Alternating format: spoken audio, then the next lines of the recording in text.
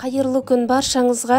Бүгін мен сіздерге осындай өте жұқа болып шығатын, өте дәмді, әрі кестелі, яғни ажурный болып шығатын блинныйдың рецебімен бөлсемін. Жасаған қимағыңыз жабысып бірден шықпайтын болса, міндетті түрде осы рецеппен жасап көріңіз.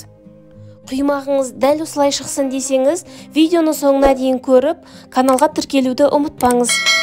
Ең алдымен таза ыдысымызға бөлме температурасында тұрған 2 жұмыртқаны салып, үстіне 500 грамм айранды қосамыз.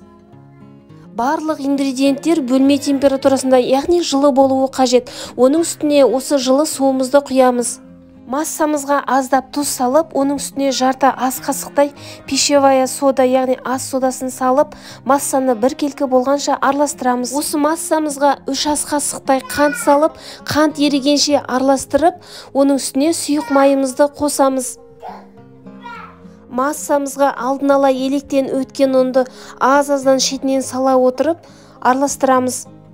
Венчиктің немесе вилканың көмегімен араластырып, түйіршік қалмайтындай етіп араластырамыз.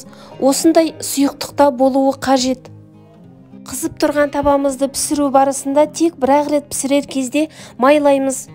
Егер салған жұмыртқаның көлемі кішкентай болса, қосып отырған судың көлемін көбейтуге болады. Табамызға аз-аздан ожаумен құя отырып, осылайша етіп пісіріп аламыз. Құймақтар табаға жабыспай, осындай әдемі болып пісіп шықты. Құймақты пісіру барысында тестаны үнемі араластырып отырмаса, тестаның қоюы астына тұнып, бетінде сұйығы қалуы мүмкін. Егер теста қоюланып қалса, үстіне аз-аздан жылы су қосып отырамыз.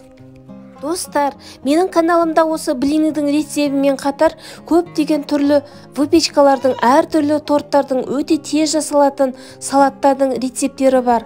Алдағы уақытта шығатын осындай керемет рецептерді өткізіп алмас үшін каналға тіркеліп, подписаться батырмасын басып, қоңырауша белгісін басуды ұмытпаңыз. Әртүрлі выпечкалар, түрлі торттар, түрлі пирогтардың жақсы шығуы сіздің қолданатын ұныңызға байланысты, яғни высший сорт, жоғарғы сортты ұнмен өте жақсы шығады.